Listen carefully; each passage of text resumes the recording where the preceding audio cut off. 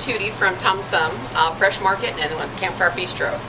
This is where we do all of our smoking. Today we're going to do just our barbecue rub.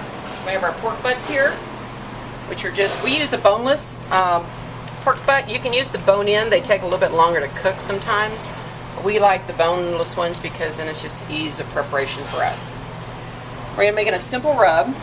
This is our standard one that we use on the pork and our brisket. So we've got brown sugar. This is about a pound. We've got some crushed red pepper flakes for a little bit of spice. If you don't like too much spice, you can leave that out. We use some kosher salt. This keeps the rub nice and loose. Keeps it from sugar from lumping. We use a granulated garlic. If you don't like garlic, you can use onion powder. This is real easy to customize for a rub. And this is a sweet Hungarian paprika. If you have a bunch of smoked paprika at home, it makes delicious use of that. Or you can use a hot paprika if you like it spicier. You can change your crushed peppers to habanero if you like it really spicy. You could use a jalapeno flake. You could put ghost peppers in it if you want to really liven it up. It's kind of a fun rub to make, to do any kind of meat with. What I'm going to do, I'm going to use about a cup for each one of the butts.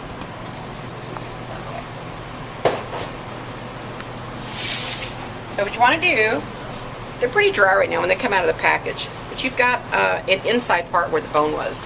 You want to be sure and get some good rub in there, so you figure about, like I said, 1 cup for each butt. What you want to do, if you make a big batch like I just did, you want to be sure and take it out like I have here, because you don't want to contaminate the rest of it with any meat juices. And we're going to dry rub these, and we're going to let them sit just kind of loosely covered. They get a little bit of air to them, and it kind of dries out the outside a little bit, which you want, and it makes the barbecue spice adhere to the pork all over. And this is going to farm our bark. The brown sugar makes a nice caramelization on the outside, gives it that little touch of sweetness. And you'll see when we come out of the oven or the smoker, it just looks beautiful.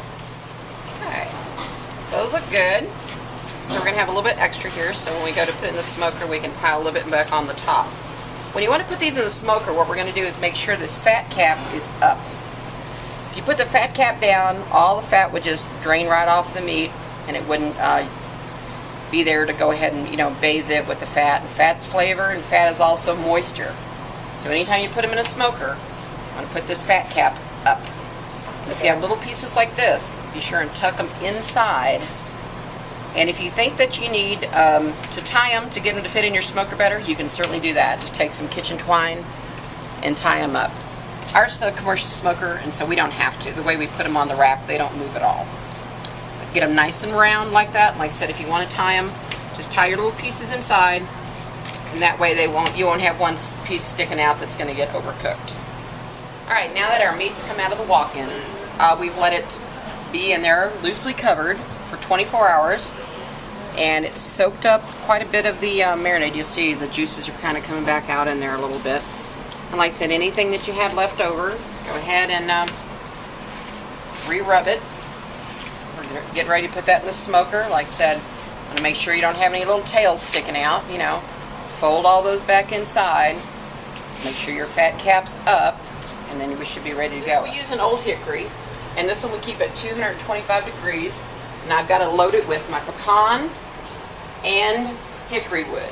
So I got a nice rolling smoke here. My cabinet's preheated.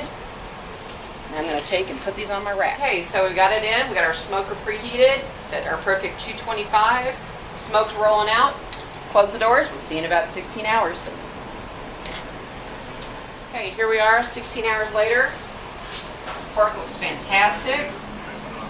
Get them off the shelf. That one there. Here's our second one. Let me get a pair of tongs to show you what that looks like.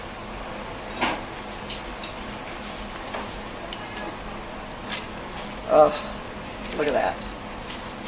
Just beautiful. Totally falls apart.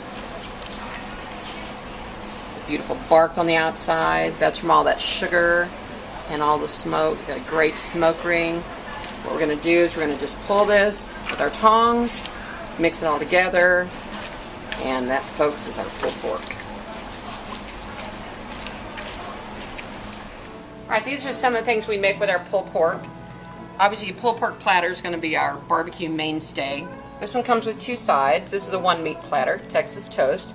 This is our eye opener, which we do with a nice soft fried egg, arugula, and tomato on a whole grain English muffin. But what I've done here is you can add pulled pork or bacon. So the pulled pork is a very popular option on this one. Delicious for breakfast sandwich.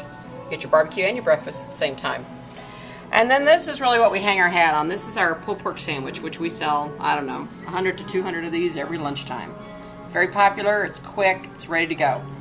At lunch, we serve the slaw and the onions and pickles on the side. As you can see, I've got them on here, but that's the way you're supposed to do it. We serve 6 different barbecue sauces. They're all on the side. Our barbecue is not wet. It's a dry rub, just like you saw it coming out of the smoker. And this one has a side of potato salad. So this will be how you get it at dinner. At lunchtime, it's going to come with a bag of chips.